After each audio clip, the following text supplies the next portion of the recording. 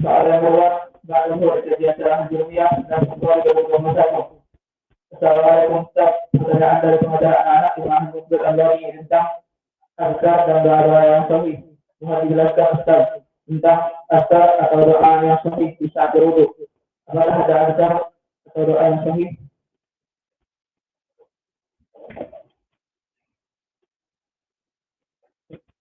Bismillah. Untuk permasalahan doa dan azkar yang berhubungan dengan al-wudu, maka dalam permasalahan wudu ada azkar pertama yang muttafaqun alaih, dan yang kedua perkara yang mukhtalafun fi. Perkara yang mau apa dulu, mukhtalafun fi ataupun muttafaqun alaih? Yang muttafaqun alaih, maka dia itu azkar setelah wudu. Maka azkar ba'da wudu di sini dia muttafaqun alaih. Tidak ada perselisihan di antara para ulama. Kalau ditanya kenapa? Kenapa muttafaqun alaih? Lianna hadithahu sahihun. Karena hadisnya sahih. Di antaranya hadis yang datang diriwayatkan oleh Uqbah ibnu Amir yang dikeluarkan oleh Imam Muslim. Dari Uqbah ibnu Amir qala kanat alaina riayatul ibil. Bahwa dulu dia, Uqbah ibnu Amir, melaksanakan penggambalaan kambing. Kemudian di dalam kisah yang panjang berkata Nabi, "Ma minkum min ahadin yatawadda fayubligu au fayusbigul wudu'a." Barang siapa seseorang yang melaksanakan wudu, maka sempurnakanlah wudunya. Fayubligu ataupun fayusbigul wudu'a. Maknanya isbagul wudu ataupun yuballigul wudu, yang benar wudunya, berikan haknya. Hak cuci tangan, hak muka sampai penuh mukanya, tidak setengah wajah, baik setengah dari atas ke bawah ataupun setengah dari hidung ke atas ke bawah, tidak tersiram, tidak. Dan begitu pun sampai kepada sikut, ilal mirfaq, alal marafiq, wa kadalika yang paling lupa manusia dan lalai al-ka'bain. Maka di dalam hadis yang muttafaqun alaih, apa? Wailun lil a'qabi minan nar, muttafaqun alaih dari Abi Hurairah. Maka di sini disebutkan oleh Nabi, barang siapa maminkum min ahadin yatawadda fayubligu au yusbigul wudu. Ini belum menjadi poin pendalilan. Yang menjadi poin pendalilan summa yaqulu, kemudian dia berkata, asyhadu an la ilaha illallah wa anna Muhammadan abduhu wa rasuluh. Di sini disebutkan oleh Uqbah ibnu Amir, kemudian berkata, asyhadu an la ilaha illallah wa anna Muhammadan abdullah wa rasuluh. Apa lafaznya yang tadi kami sebutkan? Asyhadu an la ilaha illallah wa anna Muhammadan abduhu wa rasuluh. Mudah untuk dihafal. Maka ini yang nanti akan diberikan kepada anak-anak. Adapun lafaz setelahnya tentang keutamaannya, illa futihat lahu abwabul jannah asamaniyah yadkhulu min ayyiha syaa. Maka tidaklah orang yang menyempurnakan wudu dan membaca doa tadi, apa doanya? Asyhadu an la ilaha illallah wa anna Muhammadan abduhu wa rasuluh, kecuali akan dibuka baginya 8 pintu surga dan dipersilahkan untuk masuk dari pintu-pintu yang ada. Maka ini riwayat Muslim dari Uqbah ibnu Amir al-Juhani. Kemudian ada riwayat yang setelahnya disebutkan, man tawadda faqala asyhadu an la ilaha illallah wahdahu la syarikalah wa asyhadu anna Muhammadan abduhu wa asyhadu anna Muhammadan abduhu wa rasuluh. Ini pun sahih. Jadi bagaimana? Terserah mau dibaca yang mana. Yang pertama, riwayat asyhadu alla ilaha illallah wa anna muhammadan abduhu wa rasuluh. Mudah. Uktubu asyhadu alla ilaha illallah wa anna muhammadan abduhu wa rasuluh. Uktub ya ulid. Alasan dzikr ba'da wudu. Wa kadzalik asyhadu alla ilaha illallah ziyadah wahdahu la syarikalah. Wa asyhadu anna muhammadan abduhu wa rasuluh. Apa faedahnya? Dibuka pintu abwab samaniyah al-jannah. Wa yadkhulu min ayyiha sya'a. Dan ini dia zikr yang muttafaqun alaih. Tidak ada ulama yang menyelisihinya tentang pembacaan zikr ini. Maka di sini dipersilahkan kepada para guru untuk mengajar anak-anaknya. Bahkan Imam An-Nawawi menyebutkan di syarah Sahih Muslim, bab dzikri al-mustahabbi akibal wudu. Bab zikr yang disunahkan untuk dibaca setelah selesai wudu. Mudah kan? Bisa dihafal? Maka ini yang kami sebutkan tadi perkara yang muttafaqun alaih. Kemudian perkara yang kedua, zikr indal wudu.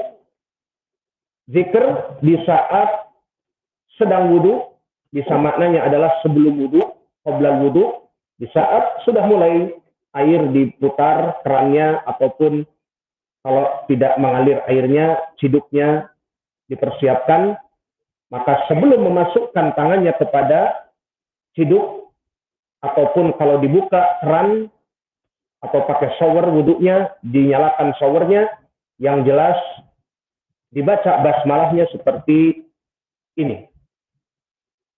Maka apa itu perkara yang khilaf?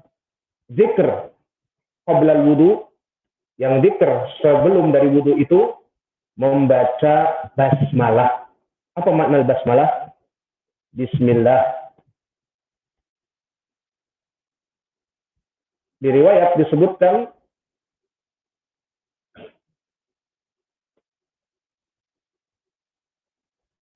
tasmiyah. Maka lebih baik kita mengatakan zikr qabla wudu at-tasmiyah. Bahwa zikr sebelum wudu itu at-tasmiyah. Apa bedanya at-tasmiyah dengan al-basmalah? Basmalah yutlaq ma'a bismillahi ar-rahmani ar-rahimi. Ada basmalah. Lakin tasmiyah apa? Bismillah saja. Maka kalian sebelum makan baca apa? Bismillahirrahmanirrahim atau bismillah atau bismillahirrahmanirrahim alhamdulillahirabbil alamin arrahmanirrahim sampai amin. Nah, mau makan apa bacanya? Bismillah saja. Mana dalil? Ya gulam samillah. Ada huwa syahid. Makna samillah yakni tasmiyah. Baca bismillah. Maka kita bagi beberapa orang awam makan dengan kita bismillahirrahmanirrahim. Kita main-main dengannya, teruskan alhamdulillahirabbil alamin arrahmanirrahim. Kenapa kita seperti itu? Karena di sini tasmiyah berbeda dengan basmalah. Maka basmalah maknanya bismillahirrahmanirrahim, adapun tasmiyah maknanya bismillah. Lalu mana pendalilannya kalau tasmiyah? Ini dia yang menjadi khilaf di kalangan para ulama. Apakah tasmiyah itu azkar yang disunahkan sebelum wudu ataupun tidak? Jika ditanya, kenapa khilaf? Tadi apa jawabnya? Karena kedudukan hadisnya yang mukhtalafun fi. Seperti azkar setelah wudu, kenapa tidak khilaf? Karena pendalilannya sahih di Sahih Muslim, tidak ada ikhtilaf dalam pensahihan dan pendhaifannya. Namun di sini ikhtilaf di kalangan ulama yang mendhaifkan dan yang mensahihkan. Hadisnya datang diriwayatkan oleh Imam Abi Daud, Ibnu Majah dan Imam Ahmad dari jalan Qutaibah bin Sa'id haddatsana Muhammad bin Musa an Ya'qub bin Salamah an abihi an Abi Hurairah. Berkata Rasulullah sallallahu alaihi wa ala alihi wasallam, la salata liman la wudu'a lahu wa la wudu'a liman lam yadhkur ismallah alaihi. Syahiduna wa la wudu'a liman lam yudhkar ismallah alaih. Wajah pendalilannya di sini adalah tidak diterima wudu. Liman lam yadhkur ismallah alaih. Di saat sedang wudu dia tidak menyebut nama Allah. Maka di sini tasmiyah, bukan basmalah. Tasmiyah maknanya bismillah. Jadi seseorang jika berwudu, makna hadis ini tanpa menyebut bismillah, maka tidak terhitung wudunya. Paham? Jadi ini dari zikir. Jika dia sahih. Maka terjadi ikhtilaf di kalangan para ulama, apakah disyaratkan kita membaca basmalah? Maka para ulama terjadi ikhtilaf. Dan ikhtilafnya kami sebutkan tadi dikarenakan dia itu sahih ataupun dhaif. Adapun jumhur ahlul ilm mengatakan dia itu sunnah muakkadah. Yang mana mereka mensahihkan dari hadis ini. Adapun sebagian para ulama yang lain mendhaifkan hadis ini. Maka mana yang rajih? Wallahu a'lam, hadis ini yang rajih adalah paling sedikit hasan li ghairi. Maka hadis ini yang kami sebutkan diriwayatkan oleh Imam Abi Daud dari jalan Ya'qub Ibnu Salamah an abihi an Abi Hurairah telah diilahkan oleh Imam Al-Bukhari.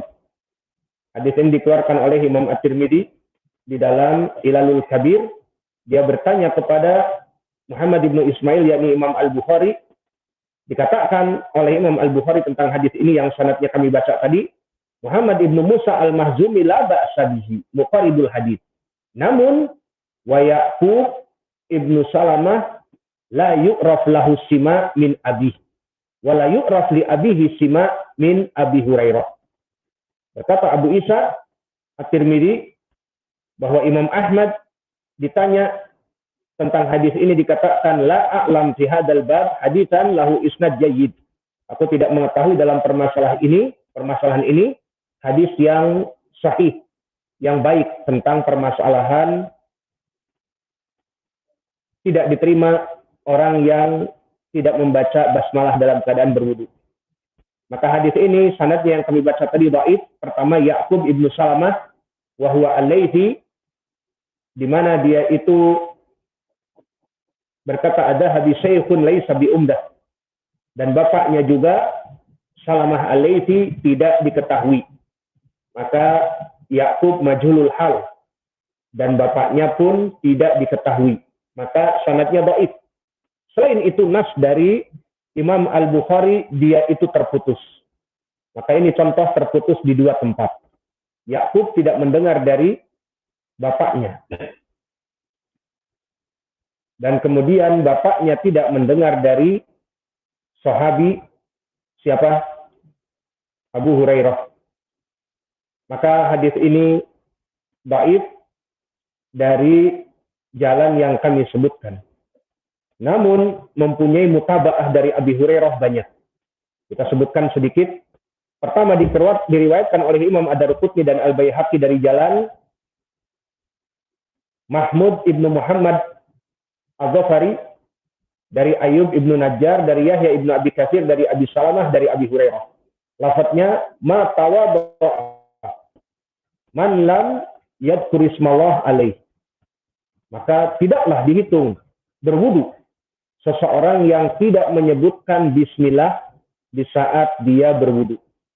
Maka hadis ini didhaifkan oleh para ulama juga, seperti Al-Baihaqi mengatakan hadal hadis la yu'raf min hadis Yahya ibn Abi Katsir an Abi Salamah ila min hadal wajh.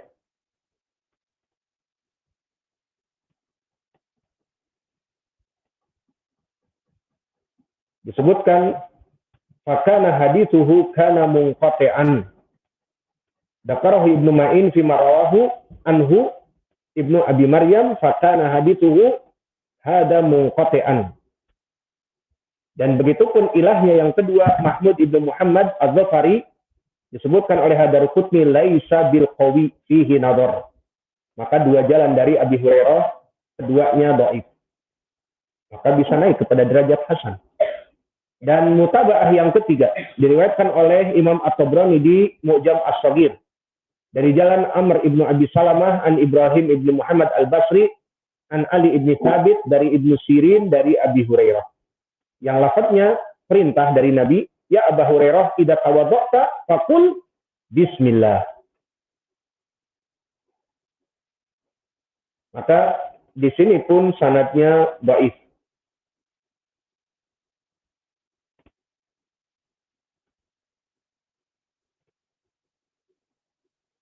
Karena Amr ibnu Abi Salamah telah didhaifkan oleh para ulama. Dan Ibrahim ibnu Muhammad Al-Basri pun didhaifkan oleh para ulama. Maka ini sanad yang ketiga pun dhaif. Ya, yang ketiga kan. Kemudian disebutkan mutabaah. Ini mutabaah yang kedua ataupun hadis yang ketiga berarti. Dan mutabaah yang ketiga dan keempat masih dari Abi Hurairah. Diriwayatkan oleh Imam Ahmad ataupun Imam At-Tahawi dari jalan Abdurrahman ibnu Harmalah dari Aba Thiqal Al-Murri dari Rabah ibnu Abdurrahman ibnu Abi Sufyan ibnu Huwaitib hadatsani jiddati dari Abu Hurairah. Maka dikeluarkan oleh Imam At-Tahawi. Dan di sanadnya ada Abu Sifal.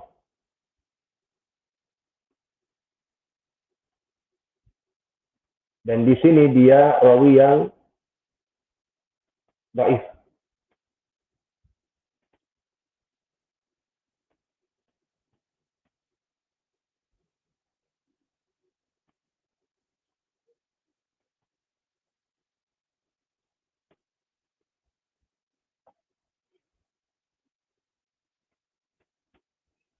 Dan juga datang Tariq yang lain dari Ayub ibnu Najjar, dari Yahya ibnu Abi Katsir, dari Abi Salamah, dari Abi Hurairah.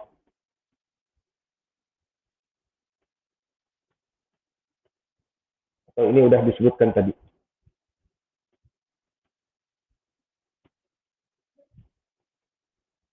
Nah, sudah disebutkan ilahnya adalah Muhammad bin Muhammad At-Tafari. Maka ada berarti 4 jalan sekarang dari Abi Hurairah. Kemudian ada syawahid. Apa makna syawahid? Datang dari sahabat yang lain.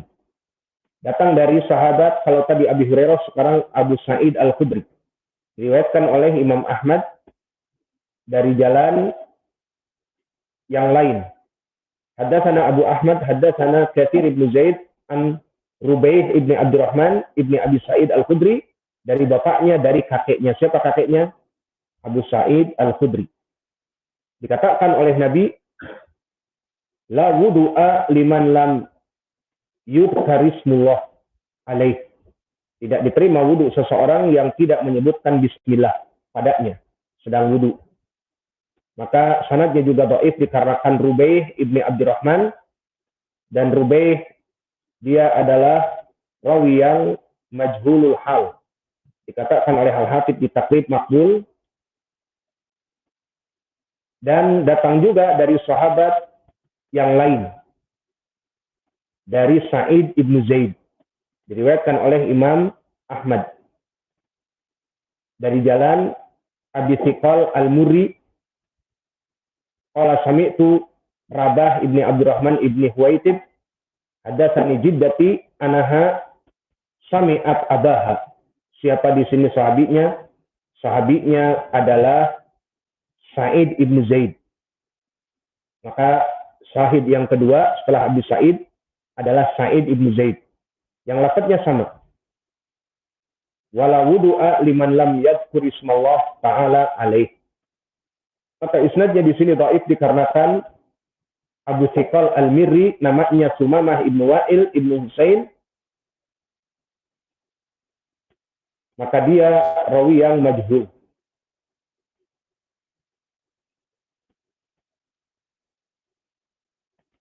Maka dari jalan-jalan yang kami sebutkan ini saja, hadis ini insya Allah bisa naik paling sedikit kepada derajat hasan.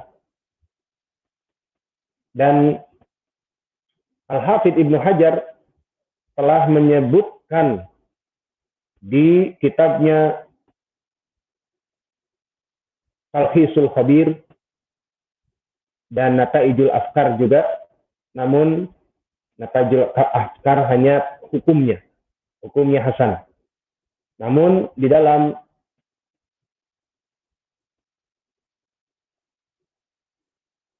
kitabnya yang lain seperti Talkhisul Khabir disebutkan hadal hadis ja'a min Abi Sa'id Al-Khudri wa Sa'id ibn Zaid wa Abi Hurairah. Semuanya telah kami sebutkan kan, Abu Hurairah juga dengan jalan-jalannya. Dan dari Abi Sa'id Al-Khudri dhaif, dan dari Sa'id ibn Zaid tadi dhaif. Dan di sana masih ada jalan lain disebutkan oleh Al-Hafidh Ibnu Hajar dari Sahal ibn Sa'ad, dan dari Aisyah, dari Abi Sabrah, juga dari Ummi Sabrah, dan dari Ali radhiyallahu anhu, dan dari Anas dan yang lainnya. Maka silahkan untuk merujuk kepada kitab Talkhisul Khabir. Di sini di dalam soal jawab ini yang ringkas cukup mengambil beberapa, dan dari yang kami sebutkan pun dari Abi Hurairah ada berapa jalan? 3 jalan, 4 jalan, dan dari Abi Sa'id Al-Khudri tadi disebutkan dhaif. Siapa yang dhaif? Cucunya Rubai' Ibnu Abdurrahman an abihi an jiddihi Abu Sa'id. Dan juga dari jalan Sa'id ibn Zaid. Siapa tadi? Abu Sikol, namanya Sumamah. Maka dia pun majhul. Dari sini saja bisa terangkat hadis ini kepada hasan li ghairi. Dan di sini ingin kami menyebutkan para ulama yang mensahihkan dari ulama-ulama terdahulu seperti Al-Hafidh Ibnu Hajar di Nataijul Afkar menyebutkan penghasanan dari Ibnu Salah, imam muhaddits di zamannya. Disebutkan sabtun bimajmu'iha ma yuthbitu bihil hadis al-hasan. Maka sabata bimajmu'iha ma yuthbitu bihil hadis al-hasan. Bahwa dengan majmu' turuq bisa naik hadis ini kepada hasan. Ini ucapan Ibnu Salah. Dan begitu pun Al-Hafidh Ibnu Hajar menguatkan. Dan begitu pun di Talkhis Al-Khabir berkata Al-Hafidh wa dhahir anna majmu'al ahadits yahdusu minha quwwah tadullu ala anna lahu aslan. Maka dari kumpulan riwayat-riwayat tadi, hadis ini bisa naik kepada derajat hasan. Ada asalnya dari Nabi. Dan begitu pun dari para ulama terdahulu yang mensahihkan, seperti berkata Al-Iraqi di kitabnya Mihjatul Qarb fi Fadlil Arab. Disebutkan hadisun hasan. Dan begitu pun Ad-Dulabi di dalam kitabnya Al-Kuna meriwayatkan beberapa riwayat, kemudian disebutkan Innal Bukhari qala innahu ahsan syai' fi hadzal bab. Bahwa hadis ini, jalan ini yang paling baik dari permasalahan bab tidak diterima wudu kecuali dengan basmalah. Maka para ulama banyak yang menghasankan. Dan dari ulama muasirin seperti Asy-Syaikh Al-Imam Al-Muhaddits Al-Albani rahimahullah. Biar tidak disangka kita orang yang merendahkan Al-Albani, ngawur yang ngomong seperti itu. Kita ihtiram kepada ulama ahli sunnah, apalagi ulama ahli hadis. Maka orang-orang yang berbicara sembarangan karena tidak punya ilmu hadis. Maka kita berbeda dengan Syekh Al-Albani dalam permasalahan tahrik, dalam permasalahan perkara-perkara yang sedikit, hadis dhahaba goma, karena di sanadnya ada Marwan Ibnu Salim Al-Muqaffa, kita dhaifkan, dan ini juga didhaifkan Syekh Muqbil dan sebagian ulama terdahulu seperti Al-Hafidh Ibnu Hajar. Perkara yang biasa, tidak dikatakan wah kamu merendahkan Syekh Al-Albani. Tidak ada seperti itu. Kita katakan Syekh Al-Albani imam, maka dia mensahihkan juga hadis ini. Maka saya mengambil juga tarjihan Syekh Al-Albani di sini. Bahwa Syekh Al-Albani juga dari yang menghasankan hadis ini. Dan begitu pun dari ulama al-mu'asirin ataupun dari ulama terdahulu juga Al-Mundiri di kitabnya At-Targhib mengatakan wala syakka anal ahaditsa allati waradat fiha wa in kana la yuslim syai' minha an maqal fa innaha tata'adadu bi kathrati turukiha wa tasibu quwwah. Maka berkata Al-Mundiri di kitabnya At-Targhib wa Tarhib, dikatakan bahwa hadis ini meskipun dhaif dari berbagai segi, namun bisa naik kepada sahih.